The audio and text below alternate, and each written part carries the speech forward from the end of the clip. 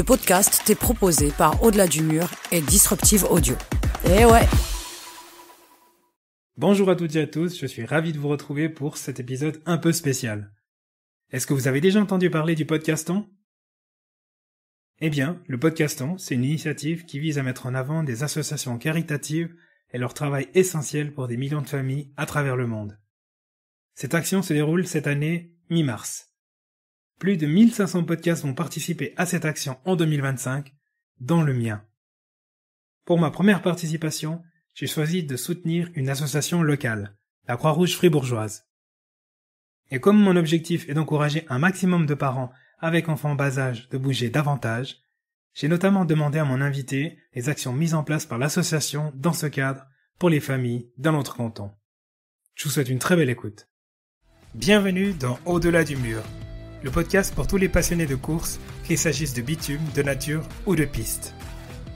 Que vous soyez débutant ou coureur aguerri, nous explorons ensemble la préparation physique et mentale, la nutrition et la santé pour vous aider à atteindre vos objectifs. Si vous cherchez des conseils pratiques, des témoignages inspirants et des discussions captivantes, vous êtes au bon endroit. Préparez-vous, votre voyage au-delà du mur commence ici. Ma chère Céline, bonjour. Bonjour. Comment ça va ? Ça va bien, merci. Pour les gens qui ne te connaissent pas, est-ce que tu pourrais nous dire qui tu es et d'où tu viens ? Oui, alors je m'appelle Céline Colly, je suis infirmière petite enfance pour le service de périculture de la Sarine Campagne. Et puis voilà, je travaille en contact des familles avec des enfants de 0 à 4 ans. D'ailleurs, en rentrant, tu étais en pleine consultation. Oui, c'est vrai, tu es arrivée en pleine consultation avec une maman et son petit garçon de 16 mois. Ce qui était assez déconcertant parce que je m'attendais à rentrer un peu dans quelque chose où il y avait une ambiance un peu cabinet médical, alors qu'en fait, j'avais plutôt l'impression que la mère et l'enfant, ils étaient là pour passer un bon moment de jeu. Oui, plutôt de rentrer dans ton salon, peut-être. Voilà, c'est ça. Ouais, exactement, parce que c'est vrai que nos centres de consultation sont vraiment des endroits pour accueillir les enfants, adaptés à leur âge, et puis qu'on puisse les voir aussi comment ils évoluent, comment ils se déplacent, comment ils peuvent jouer. Donc c'est vraiment comme une salle de jeu. Effectivement, mais nettement mieux rangé que mon salon quand même. Félicitations. Ça dépend des moments. Est-ce que tu pourrais nous expliquer un peu plus ton rôle et ton engagement au sein de cette association fribourgeoise ? Oui, alors mon rôle en tant qu'infirmière, c'est d'accompagner les familles, donc comme j'ai dit, d'enfants de 0 à 4 ans. Donc dès la fin du suivi avec la sage-femme, c'est nous qu'on prend le relais, qu'on est là pour les familles, soit pour évaluer le développement de l'enfant, pour parler d'alimentation, de sommeil. On a aussi la possibilité de peser les enfants, de voir comment ils grandissent, de faire le lien avec le pédiatre aussi, et puis les différents autres services qui s'occupent de l'enfant. Ça peut être des ostéopathes, des physiothérapeutes. Donc voilà, c'est un petit peu le travail que j'effectue avec les familles. Pourquoi est-ce que ces familles elles ont besoin de soutien ? C'est quoi les défis qu'elles affrontent dans leur quotidien aujourd'hui ? En fait, quand on devient parent, c'est une multitude de nouveaux questionnements qui arrivent pour les familles. Et puis, les parents sont pleins de questions. Parfois, ils sont beaucoup soutenus avec leur famille. Et puis, d'autres personnes sont beaucoup plus isolées. C'est aussi des fois ces familles-là qui ont plus besoin de soutien parce qu'ils ne savent pas forcément où trouver les informations. On est aussi bombardé d'informations sur les réseaux sociaux ou comme ça, où finalement les parents ils savent plus quoi entendre, qui écouter, donc ça permet aussi de les réorienter puis de chercher avec eux ce qui est bon pour eux et leur famille en fait. Ce que je trouve assez déconcertant, c'est que j'ai eu 2 enfants et puis c'est en faisant des recherches justement pour définir quelle association j'allais soutenir dans le cadre du podcaston que je me suis rendu compte qu'il y avait cette possibilité avec la Croix-Rouge. C'est quand même étonnant. Oui, alors ce qu'il y a, c'est que en fait, normalement, chaque famille du canton et même de toute la Suisse est informée à la naissance d'enfants. Ce qu'il y a dans le canton de Fribourg, c'est qu'il y a plusieurs employeurs selon les districts en fait, et selon où on habite, on va peut-être plutôt, c'est plutôt la Croix-Rouge fribourgeoise, comme là pour la Sarine Campagne, la Broye et la Gruyère.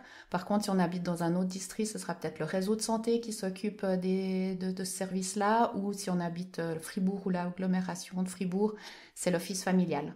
Donc normalement, chaque personne reçoit un courrier. Après, évidemment, quand on devient parent, qu'on reçoit un courrier, parfois il passe aux oubliettes, ou on se dit ah oui, peut-être à plus tard, ou voilà. Donc c'est pour ça qu'on essaie aussi d'en parler, de faire parler de nous, et puis qu'on espère que chaque parent puisse avoir accès à ce service. Je pense que c'est pas un défaut de communication, effectivement, mais quand on vient d'avoir un enfant, on part déjà de la maternité avec une grosse valise, avec plein de petits cadeaux, des coupons de réduction, et puis effectivement, Oui. comme tu l'as dit très justement, ça finit en classement vertical parce qu'on se dit, j'ai aucune chance de m'en sortir si je commence à lire tout ce qu'il y a là-dedans. C'est ça, sûrement, ouais. Donc, c'est bien. Merci d'être là pour parler de nous.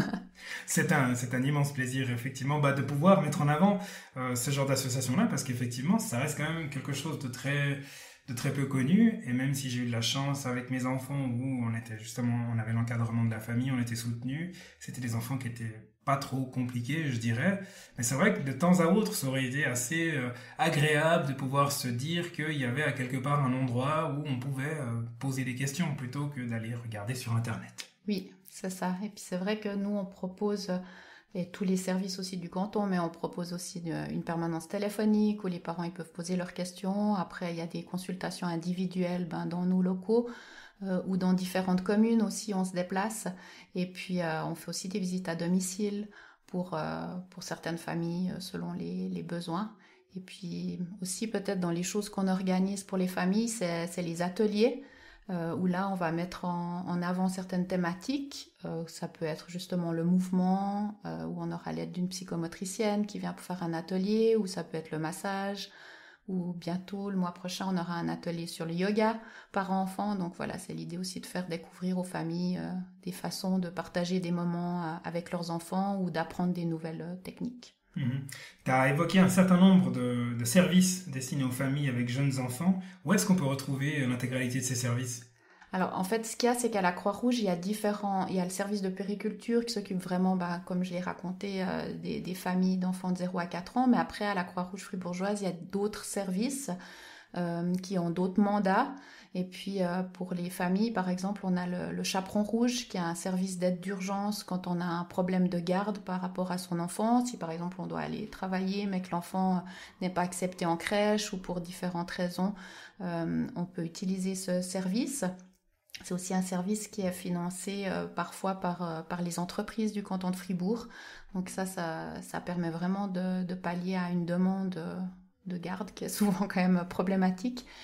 Il y a aussi des cours qu'on peut, pour les parents, ça va être des cours par exemple, c'est comment m'occuper de mon enfant s'il est malade, ou ça peut être un cours aussi sur les petites urgences.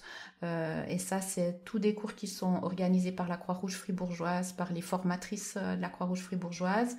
Après, il y a tout aussi un soutien aux familles migrantes et puis qui font de l'intégration sociale. Ce sera plutôt la Croix-Rouge jeunesse, où là, il y a des bénévoles de la Croix-Rouge, plutôt des jeunes qui se proposent pour aller dans les familles, soit faire de l'aide aux devoirs, soit aider les familles à aller au parc ou à rencontrer différentes choses de notre canton, différents lieux de notre canton.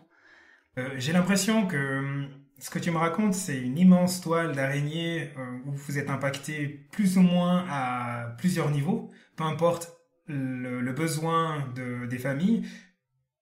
Qu'est-ce qui se passerait si vous n'étiez pas là ? Je pense que peut-être plein de familles seraient quand même dans le besoin, ou en tout cas dans l'inquiétude, soit par rapport à quand ils ont des jeunes enfants et puis qui recherchent qu'on réponde à leurs questions pour s'occuper de leurs enfants. Tous les services de la Croix-Rouge fribourgeoise ont leur importance.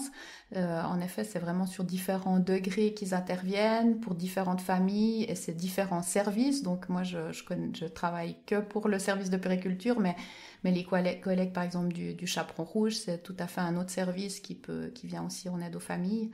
Donc, je pense qu'en effet, la Croix-Rouge fribourgeoise amène beaucoup à la population fribourgeoise et locale. Ce que j'ai pas dit aussi, c'est que Au mois de janvier, toujours fin janvier, il y a la vente de mimosa, ces petites fleurs jaunes qu'on peut acheter, qui viennent du sud de la France, et que cette année, il n'y en avait pas assez à cause de la météo, et du coup, on s'est retrouvé avec des tulipes à vendre, puis toute cette vente et tout cet argent, ça permet vraiment d'aider les familles, soit pour offrir des camps aux enfants qui sont dans des situations précaires et qui peuvent peut-être pas partir en vacances avec leur famille. Ça permet aussi de financer peut-être des aides aux familles pour des activités extrascolaires aux enfants. Donc c'est vrai que c'est un chouette projet qu'on peut soutenir auprès de la Croix-Rouge. Et est-ce que les services sont ouverts à n'importe quelle famille, peu importe leur niveau de revenu?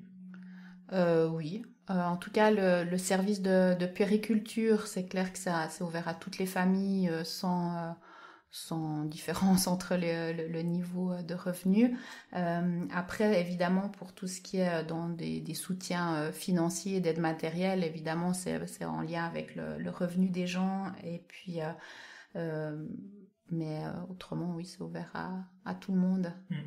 Toi, tu es infirmière, donc c'est ton métier. Il y a l'importance métier dans les services que vous proposez, mais il y a également une part de bénévolat. J'imagine que, par exemple, si je rebondis sur le cas des mimosas, c'est les bénévoles qui vont vendre ces mimosas. Donc, il y a aussi une forte propension et importance du bénévolat dans l'action de la Croix-Rouge fribourgeoise. Oui, alors c'est clair que pour la vente de mimosas, c'est des personnes bénévoles qui offrent en tout cas 4 heures de leur temps pour vendre ces fleurs. Après, il y a beaucoup de bénévoles aussi à la Croix-Rouge qui vont peut-être plus aider les aînés en organisant des fêtes pour les aînés, des repas ou qui vont faire du transport de façon bénévole. Donc ça, c'est plus pour les personnes âgées. Et comme j'ai dit avant aussi, la Croix-Rouge jeunesse qui vont plutôt aller dans les familles migrantes. Donc ça, c'est aussi des jeunes adultes bénévoles qui donnent de leur temps pour les personnes du canton. Tu as parlé de l'action Mimosa, Tulipe cette année. Est-ce qu'il y a d'autres actions qui auront lieu encore dans le cours de cette année? Parce que là, on est au mois de mars, donc on a loupé les Mimosas.